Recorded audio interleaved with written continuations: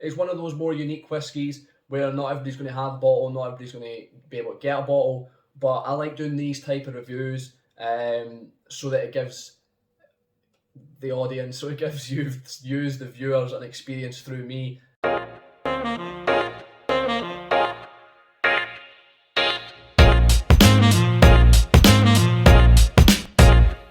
Hello and welcome to Whisky Wins with me, Stuart. Today we're going to be reviewing the Longrow 15-year-old from the Campbeltown Malts Festival back in 2019 when people were allowed to visit there. I didn't actually visit. Matt, the Worm Tub on Instagram, he brought me this back from the distillery because it was one of the whiskies I was wanting. I think this and possibly another bottle, but I can't remember. Anyway, I'm sure this was £95. It was 3 years ago, so I'm not sure. Was it 3 years ago? Yeah, it's 3 years ago, Jesus. Anyway, 3 years ago. So I think it was £95. It's bottled at 52.4% ABV. There's 911 bottles, 911.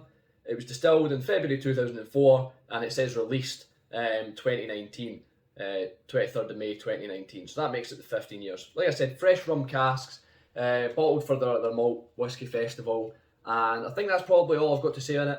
What I did want to do is put this video out just before the Whisky Festival, virtual Whisky Festival's happening. So today is Friday and the Whisky Festival starts next Monday, the 10th. So it runs from the 10th till the 15th, the 10th till the 14th. And I'm going to be getting involved in that as well, open some bottles, and I've got some sampling packs to try out to get involved with. But what I did want to do is compare this to the previous bottlings that they've done, or the new bottlings they've done for the festival. Not tasting them, but because they're not opened yet, unfortunately. But just compare colour and compare the difference in them. So next year's ones, this was 2019. 2020 was when they done the red series, which is, as you can see, it's got that red hue about it. So it's 2 fresh Pinot Noir casks and 2 refill Malbecs. And this was 53.7. And they managed to get more bottles out of its 10-year-old, 1,284 bottles. So this was 2019, 2020. You can see the difference there. You can see the difference in colour. And then for 2021, which is next week's festival, they've bottled another rum cask, Fresh Rum, 1,025 bottles. Instead of 15-year-old, it's now 17-year-old, and it's 50.5% ABV. So as you can see, the colours there are pretty consistent, not too much difference there. I'm just wondering if it's similar casks, if it's a sister cask or anything like that, but they look pretty similar, so I'm expecting that they'll taste quite similar, maybe just a little bit different with regards to ABV and age. But anyway, I just wanted to show off my bottles basically. I just wanted to show them off just to see the colour difference and see the difference in the whiskies. I don't know if I will do a flight of these, get through them and see the differences, but I will be reviewing them all in due time when I get around to open them. So anyway, we'll get down to the actual tasting and nosing of this bottle.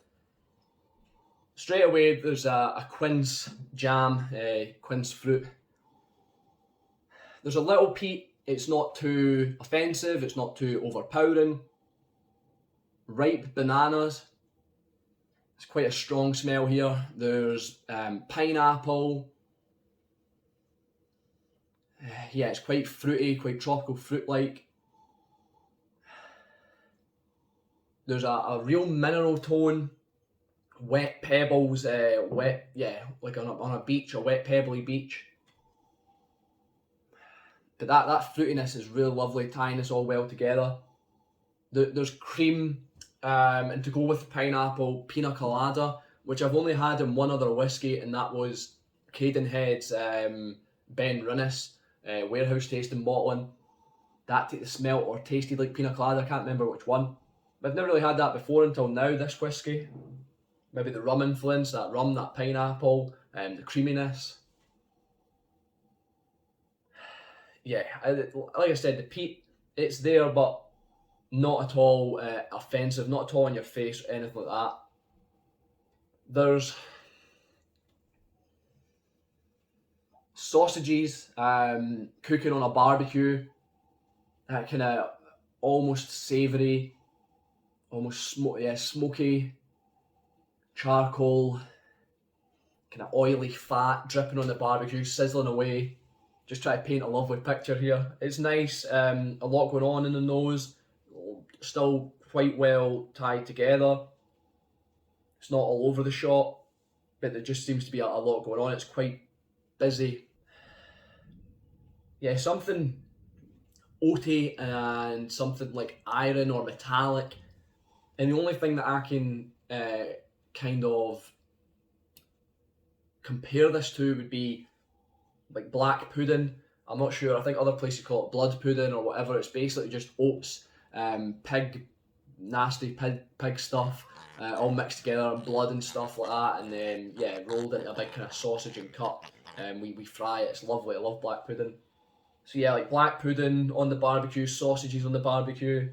I'm getting something that takes me away. It's going to sound way too romantic, but if I close my eyes, it's like being on holiday with the hot air. Maybe say it's just coming to about dinner time, maybe 4 o'clock, 5 o'clock when you're on holiday. The sun's still there, it's still quite warm. Maybe the sun's just away, it's starting to get maybe a little bit dark. Is it late? Do we have dinner later? I can't remember now. I've not been on holiday for so long. But yeah, it's like kind of dusk. It's warm, you're on holiday, the beach is right there, you've got palm trees next to you. Try to paint a picture for everyone and make us feel like we're on holiday. But it's definitely like that, like palm trees. I don't know if it's eucalyptus or palm trees or that kind of aloe vera or something, but it's that smell. There's the beach right in front of me and someone's got a barbecue or a fire on the beach, a big campfire. This is what this reminds me of. It's lovely, it takes me there. Maybe Tenerife or something, or Cyprus, or I don't know, Lanzarote, so anywhere. Just you pick anywhere. Yeah, it's lovely. Yeah, 10 out of 10 for taking me away. Longrow, brilliant. Springbank. The palate.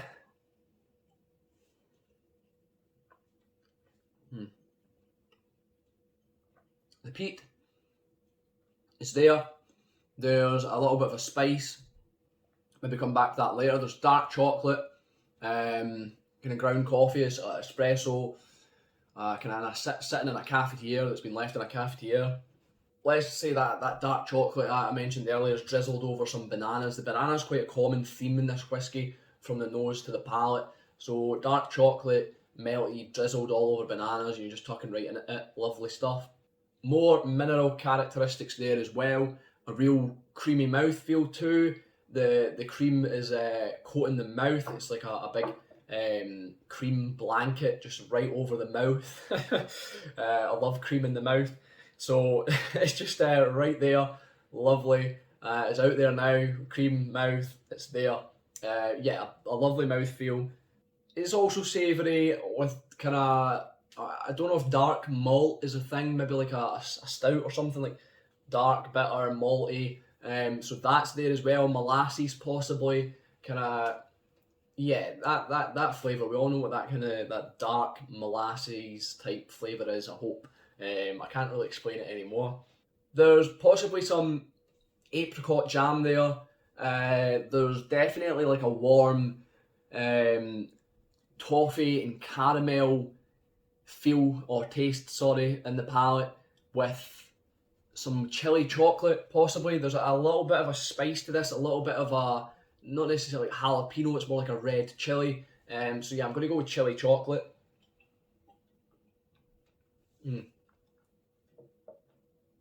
Linking back to when I first said it's a bit spicy, I'd say chili chocolate. It's got a little bit of nip, a little bit of tingle on the tongue.